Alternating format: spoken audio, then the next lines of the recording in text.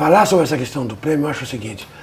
A gente tem hoje no Brasil uma quantidade gigantesca de artistas. A ideia, eu fui atleta durante muito tempo. Eu era jogador do Fluminense, joguei muito tempo voleibol. E eu acho uma coisa interessante, importante dizer, que é o seguinte. Esporte, você tem método de medição. Quer dizer, quem corre 100 metros em 9,7 segundos é quem corre mais no mundo. Não tem jeito, tem um cronômetro. Esse é o homem mais rápido. Arte é uma coisa subjetiva. Não tem o melhor artista brasileiro. Nunca terá. Você tem uma produção de arte que é forte, outra que é média e outra que é fraca. Cabe a você discernir isso. Porque às vezes o que é fraco para um pode ser forte para outro. O que é forte para um pode ser fraco para outro. Tem gente que gosta do meu trabalho, tem gente que não gosta do meu trabalho. E essa correção é importante porque há sempre uma tendência, quantos prêmios ganhou, é o primeiro lugar, não sei o quê. Esta competição em arte não devia existir. Né? Devia ser... Né? Porque é uma coisa subjetiva. Você não tem forma de medir o melhor. Você tem forma de dizer, esse cara tem uma produção forte. Esse cara trabalha há 50 anos. Esse cara nunca parou de trabalhar.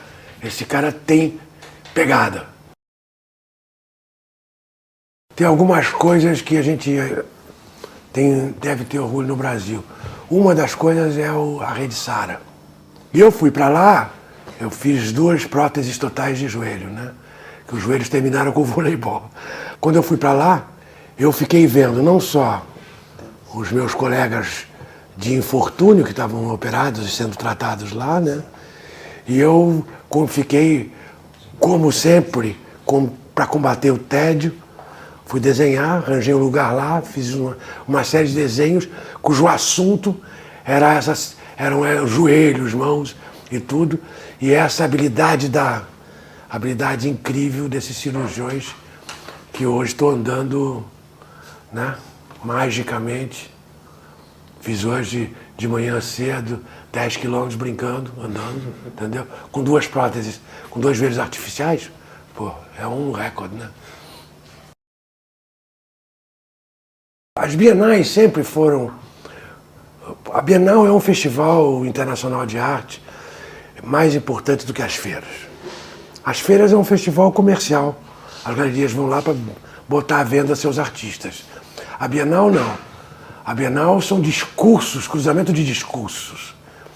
Artistas que estão fazendo um discurso, que na sala ao lado tem outro fazendo outro discurso, na outra sala outro fazendo outro discurso. E esse cruzamento de discursos é muito interessante e é muito importante.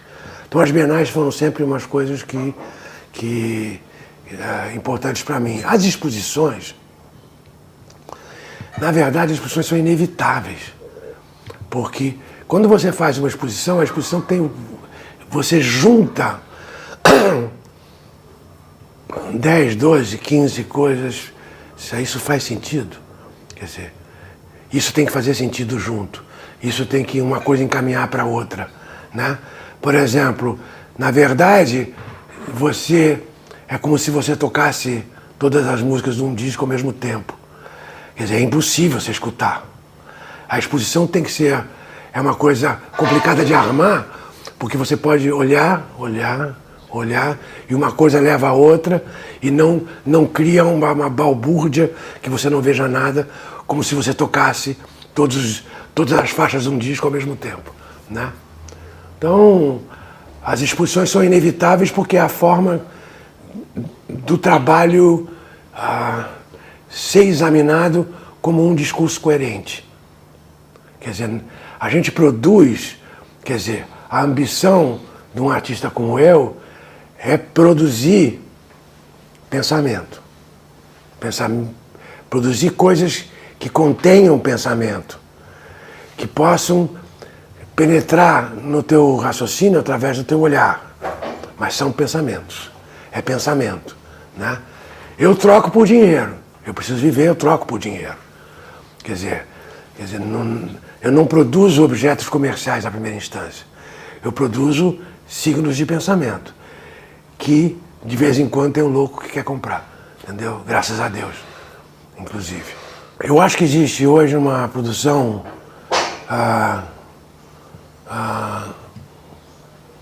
muito grande no Brasil e muito interessante. Tanto eu costumo dizer, por exemplo, quando faço exposição como essa na Travessias da Maré, que tem jovens artistas junto com um veterano como eu, que são jovens artistas que estão chegando com um velho artista que não está saindo. Porque eu não estou saindo também, quer dizer, eu continuo em plena produção. Tem vários artistas em todas as áreas, entendeu? Em todas as áreas. Em área de cinema, em área de música, em área das artes plásticas, que estão produzindo intensamente. A diferença que existe em relação ao tempo que eu comecei, no tempo que eu comecei tinha poucas galerias, pouco espaço de mostra. Hoje tem muitas galerias, em compensação, se multiplicou gigantescamente a quantidade de artistas. Então você tem uma produção muito grande no Brasil, muito interessante, que começa a ganhar, inclusive, importância no mundo. Quer dizer, os olhares do mundo estão vindo para cá também. Quer dizer, primeiro porque a arte é uma coisa, não é uma coisa nacional. Quer dizer, um artista pode estar falando do seu bairro, mas a arte é uma coisa internacional. Você pode, na verdade, você almeja atingir todo mundo, né? E tem uma produção muito grande no Brasil hoje e muito interessante, de jovens e de velhos artistas. Então eu acho que de certa forma, os patrocínios, você tem hoje condições, eu só pude fazer os livros que fiz inscrevendo no Ministério da Cultura, ganhando a confiança do Ministério da Cultura, que me deu chancela, e ganhando a confiança de patrocinadores que investiram e pagaram para fazer o livro, entende? Os livros que eu tenho feito. Então eu acho que a gente tem um mundo cultural muito forte. Eu acho que a gente tem problemas na área de cinema grande, com a poucas salas de cinema. A gente tem o Sesc, eu acho que faz um trabalho magnífico, que está levando, por exemplo, comprou uma exposição minha de 13 trabalhos, que vai viajar durante 12 anos pelo Brasil inteiro. Há 2 semanas eu fui inaugurar em Campo Grande. E fui a Ceará, Fortaleza, inaugurei em junho e vou inaugurar em Dourados. E ela está viajando pelo mundo todo, em pequenas cidades, que não têm acesso a esse tipo de produção. São 13 trabalhos, 12 pinturas, 12 quadros, vamos dizer assim, quadros, entre aspas, e um documentário.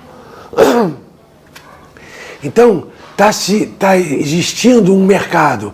Com isso, fazer arte pode ser um bom negócio para algumas pessoas. Quem são essas pessoas? Os que mediam o trabalho de arte. Tem que ter essa gente. Tem que ter gente que medie. Gente que não seja artista, mas que seja curador, que seja marchand, que seja conservador, que seja restaurador, que seja museólogo, que seja jornalista, que fale dessa coisa, onde a produção do pensamento brasileiro possa circular para todos. Tenho momentos de profundo pessimismo quando abro o jornal, com as coisas que eu vejo e escuto, né? com a falta de vergonha. Eu acho que temos uma classe artística absolutamente honesta e comportada, no sentido que produz um trabalho olhando o ser humano como ser humano, não vendo só o seu bem-estar. Tem uma produção que é dirigida a todos. E ao mesmo tempo a gente tem uma quantidade de políticos que, na verdade, desmerecem o voto popular, e que ganham o voto popular por causa da ignorância, que de certa forma é mantida, porque para manter os currais tem que manter a ignorância. Acho que a grande modificação desse país seria através da cultura, através da educação. Eu contei que comecei num colégio que foi um privilégio eu ter. Era um colégio da família do Tom Jobim. Por acaso, pessoas que tinham muitas luzes, pessoas que eram mais iluminadas, que sabiam que era importante encaminhar um adolescente com jeito, porque é uma época muito complicada, com variáveis muito radicais, de você cair numa esparrela e entrar numa...